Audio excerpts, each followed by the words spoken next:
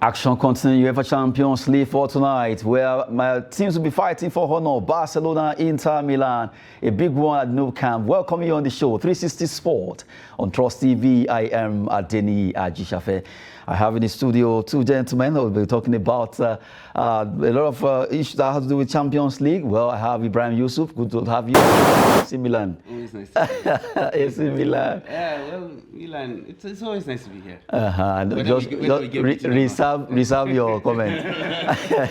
And I also have Busayo Lowokere here. Good to have Busayo. It's good to be here again this evening. Good one. Let's talk about the first one that has to do with Nigerian football. Just yesterday, well, the NFF board, they met with the Minister of Youth and Sport Development, Sunday Dare, at his office. And right now, Sunday Dare is talking to them, saying, take Nigerian football to greater height. And truly, Nigerians are waiting to see our football being taken to greater height because of a lot of issues surrounding that sport. Well, good one. The new NFF board members, they met with him, and it was at least against all the news here and there, maybe they're bad blood or not, they finally met and everything is settled. So, Minister said, take Nigerian football to greater height. The same yesterday, Amaju Pinnick officially handed over to Ibrahim Gusso. When you say bad blood and everything that happened, I was in Benin for the election in Edo State, and Ibrahim Musa Gusso emerged 21-12-6-1-1 in the first round of voting. When they were going for the rerun for Gusso, Akinomi, and Diko immediately said, oh, I can't continue this race. And that means automatically that there could be a block of votes from the northern category down to the Ibrahim Musa Gusso. And Diko pulled out, Sheyi pulled out, and then Gusso emerged 39 votes to 1 against Peter Sarida, who said he was not going to step down for anybody after going for the run. But coming that to, leaving that aside, before the election, the minister met them, and when he told them, guys, football first. The master plan is what you guys need to work with.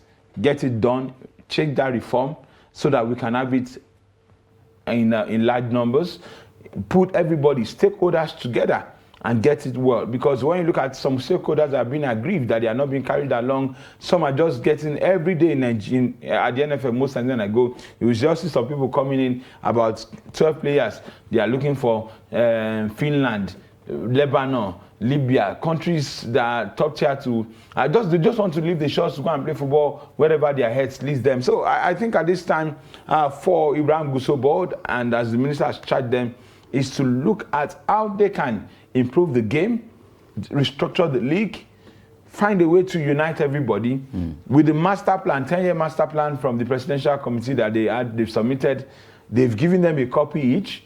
Study it and see how you can fine-tune the Nigerian football to the best of what we see at the other climes. Now, Ibrahim, you just want to agree with me that really Nigerian football needs to get to that greater height. A lot of things have actually happened. But now, let's even quash all those ones. Let's look at, we have a new set of people, although some of them are part of the former board. And all they need to do now is to be focused. And just like the way the minister charged them, be focused, make sure you do something that will be different. The Nigerians can be proud that, okay, this NFF, they meant well. Nigerian football just have to grow.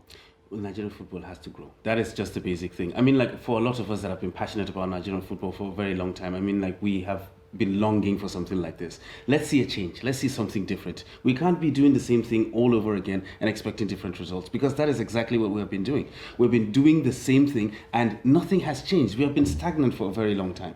What I would expect from this new board coming in is to actually come down, sit down and study what we have been doing and know where we have gotten it wrong. The first thing we need to do, as I've always said it, is we need to improve our league. Our league needs to be better. We need to start from there. That is what we need to look at. Our league is not what it's supposed to be. When you go to other African countries that we're supposed to be competing with are doing far better than us when it comes to the structure of their league. We need to really do something about that league. Repackage it, market it, so that our league can be as attractive as others. From there, we can be able to build. We have been stagnant for a very long time. Right now, we need to look at these things so that we can get Nigerian football to where it needs to get. We know we have the potential. It's not that we are lacking talent. We have unbelievable talent when it comes to football in Nigeria. We have always had a problem with administration. Administration has always been our issue. Not because we don't have people that are passionate about football, not because we don't know people who know what to do, but unfortunately we're lacking the will I really don't know where the problem is. But these are things that we need to get right. But first of all, we need to look at our league. We need to restructure our league. We need to repackage it and make it a brand that we can go out and sell. We just have to get it right. So, talking about Nigerian football, there are some of the direct charging the new NFF board. Go out, at least make sure we take it to greater height, and really our football just have to get there. According to Ibrahim, our league first before any other thing, because that's where you can talk about the bedrock of how Nigerian football can get developed, where a lot of Nigerian players, both grassroots or any cadre of football, can be discovered. And for Oluokere, well, he actually talked about covering the election, also looking at what would they be doing. The 10-year master plan is there for them to study and make sure Nigerian football is well developed. Well, we'll be looking at that, and we believe that let's see what the new NFL will be offering. Who knows? Maybe something can actually be different this time around. I can see Busayo edging. You want to say something, I guess? Yeah, but, I really want to encourage the board because the past board or the past the debt deficit leaving behind is Bros is on like this when I measure, and that alone is not a bad way to start your administration. When you know that on hotels, on this, on that, can we get a correct jersey? Go and buy the Nigerian new jersey now is about 30-something thousand. Almost, it's crazy. It's. I don't know. For me, if I'm Guso for now, first thing is all the national team coach, the foreign two coaches in the Super Eagles. Guys, your tenure has finished. I don't care. Because, see, we don't, if we don't discover our own, if we don't recreate our own, nobody. We saw what Randy Wardrum did in the friendly against Japan. Seriously, that man looked clueless for a national team going to the World Cup. Raw, with this blue-black kind of football, up and down football, at least we qualified us for the Nations Cup. We trusted some people. They failed. Pesero has come. 2 friendly games for me. I was not impressed against Algeria. We should, if you say we are the best in Africa, or want to be the best in Africa, we should have a style of football. But we are not seeing that. I know for me, off records, that Pinning my steady has done well. But in some clients of it all, I won't rate him 50%. I can say it, he knows, because at the time in our football, only him goes to show he's the one that is cutting players. He's the one going to visit players. You must come, even from anywhere. You just see one players in one league there is there. It's not the scouts. Go back to the basis.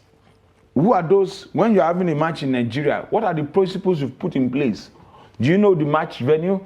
Do you know who is taking this one? Who is taking this? Enough. At this board you understand. This idea security needs to be put in place, no? But let's cut short of this. DSS people harassing people who want to come and watch games, or police officials watching games.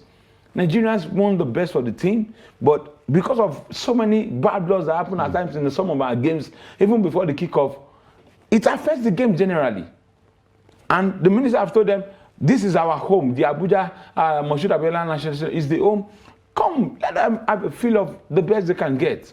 The board should sit up, look at where they've made mistakes from those that were in the past board, correct it, bring viable sponsors. We don't just want to hear, we sign a deal. What is the tactical, what's the structure of that contract? Let it be made public.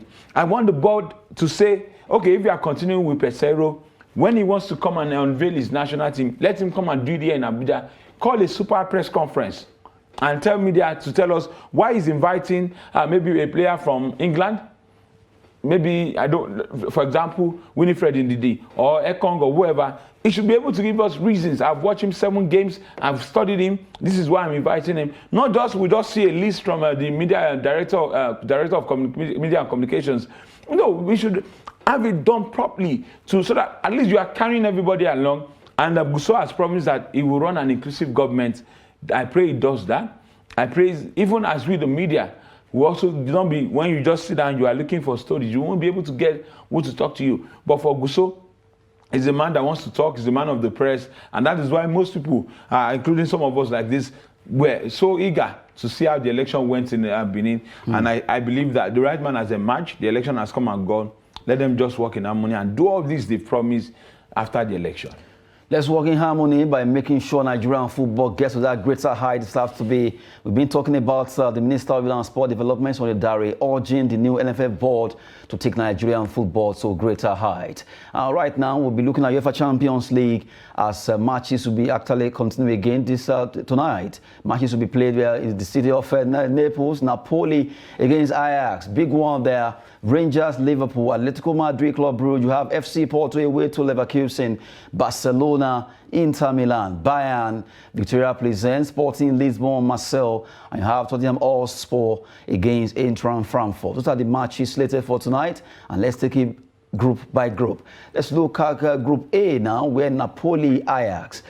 Though I'm very sure, even though Napoli, Ajax, but the pain of losing against Chelsea yesterday is still paining. No, but the thing is, yes, it's showing on your face. We lost against Chelsea, and it's not the losing against Chelsea. It's actually the manner that we lost. I mean, like, we got completely obliterated. I mean, like, it's home and away. It's difficult. It's very hard to hard to swallow. But unfortunately, that's football. You win some, you lose some. Some decisions didn't go our way. Yes, we were a bit touchy. You say you were robbed. Exactly, because you give a penalty and then you give a red card in the 18th minute. You've already killed the game. The game is dead.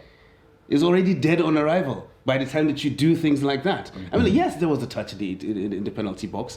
Fine, you could give a penalty, but why a red card? And a yellow card. I think the referee made a mistake exactly, there. because it was double jeopardy.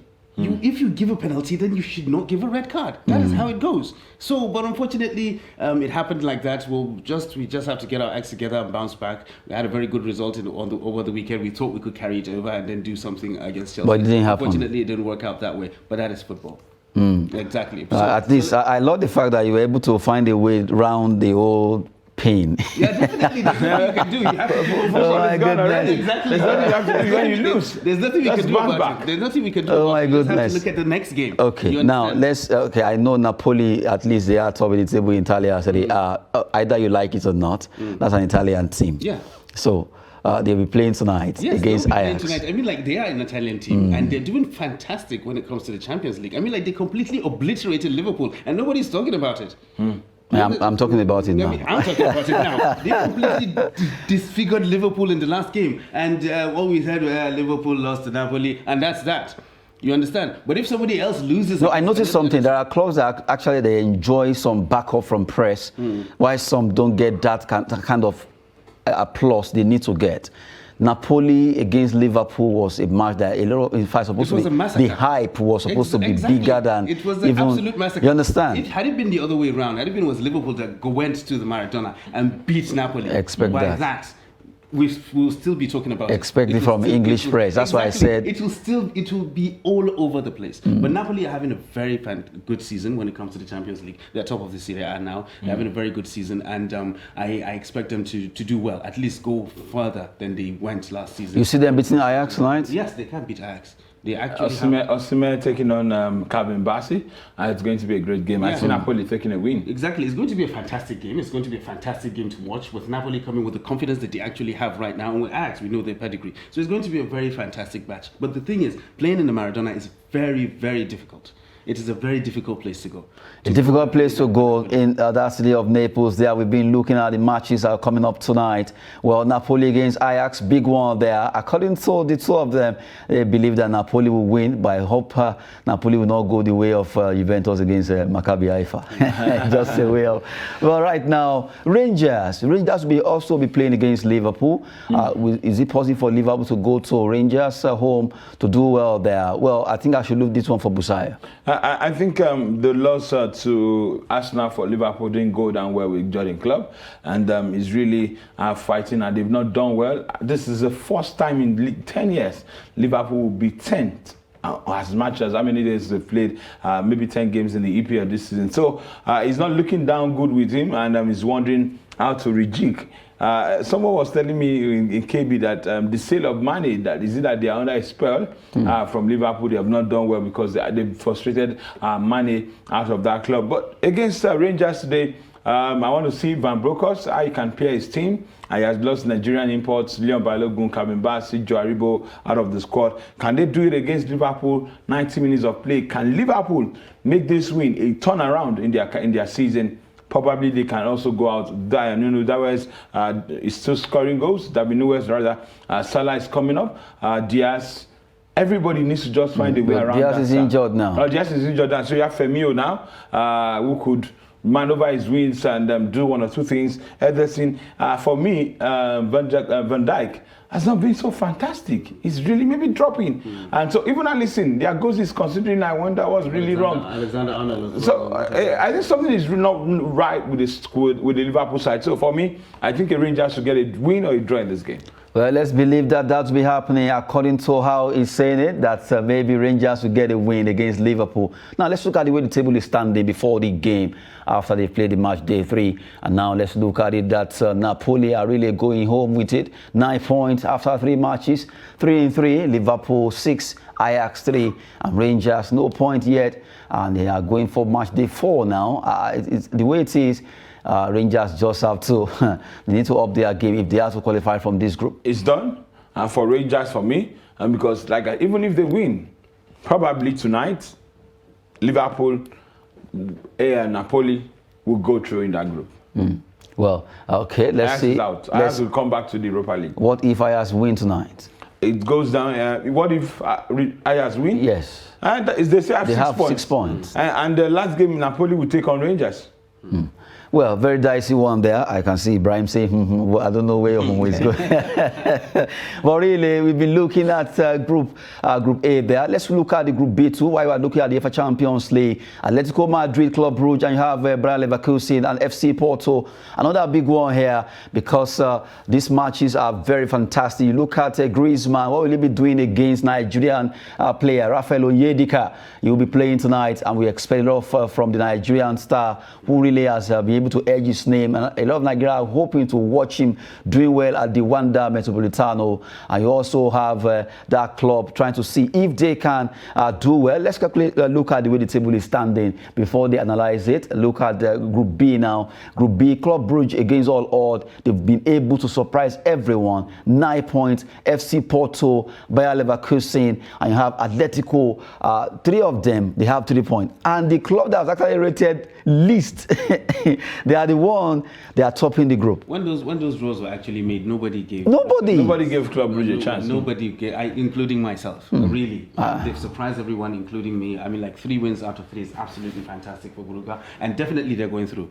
They are definitely going through. Sure. They're leaving the rest of them to fight out for the remaining places there, because Brugge are actually there. We expected a lot more from Atletico Madrid. We expected a lot more from them, but unfortunately this season you don't know which Atletico is going to show up. Tonight they might come and play an unbelievable game. The next game they will get beaten silly. So unfortunately that's how it goes. FC Porto, we know how strong they are. They're actually a very fantastic side. They can play very good football. They have very fine individual players, and they can dig out a result whenever they actually need to. The unknown quantity there is Leverkusen. You never know where you are with them. The German, you don't write Leverkusen out of this group. You can't write them off, and you can't say that they're really challenging. Yeah. They're just there. You know, they are unknown. They are inconsistent. Yeah, they are unknown quantity. But really, Brugge have surprised everybody, and they deserve to be where they are right now.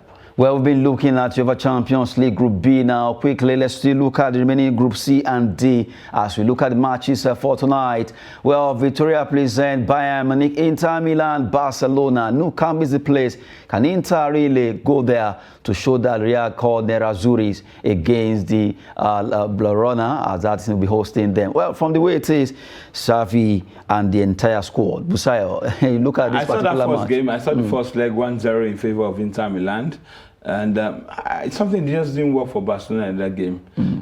They tried all they could to get back, but it didn't come through. But tonight is a different ball game. At the Nou Camp, Barcelona has looked so blistering with Xavi and decided they take it as a slaughter ground. Can they do it against Inter Milan, against Simone Inzaghi? It's a different ball game. Let's see if Lewandowski will have that Nou Camp flair. Ansu Fati, Ousmane Dembele, Pedri. Let's see how they can come into themselves and see how they will go against Inter Milan. But maybe a draw for both games. Yeah, Inter did an incredible job last time out against Barcelona. Yeah, they did an incredible job. I mean, as much as I hate to say it, Inter played very well and they got a very good result. But I think it's going to be quite different. Going to the Camp Nou is really different, and that defeat will actually spur Barcelona to do something worthwhile. Actually, these are going to be the two protagonists that we're going to look at. I mean, Lewandowski and Lautaro Martinez, they're like the best the two sides have to offer, and it's going to be a good game. That is the one thing. Very interesting game to watch. I might want to watch it again. It's going to be a fantastic game. I mean, like on one hand you have Xavi, an ex-player, very tactically sound, and of course you have Simone Inzaghi, who's getting his act together as well. So I think it's going to be a fantastic game to watch. A fantastic game. Quickly before we go, let's run through the tables, table C and D, to let you have a feel of how we're standing. Then we wrap it up. And Group C, Bayern having 9 points rather. Inter Milan 6 points, Barcelona 3.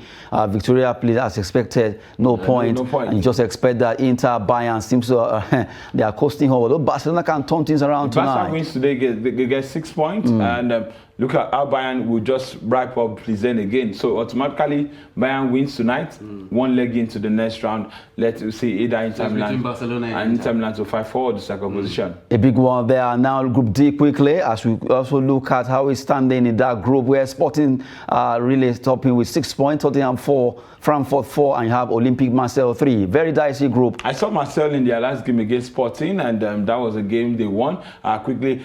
So I think Marseille, none of them is sure of what is happening in the next round. This is a very unsure group. I mean, like, and the football is not really fantastic when it comes to this group. I mean, like, watch all the group games and they're not that amazing, but it remains to be seen what happens. Good one there. We just have to go now, Ibrahim. I'm laughing because there are AC Milan pennies in your neck. No problem. Anyway, we have to wrap it up. Ibrahim, good one to be here. Always nice to be here. And Busayo, thank you very much. It's a pleasure to be here again. Good one. Well, I am Adeni Ajishafe. Thanks for watching.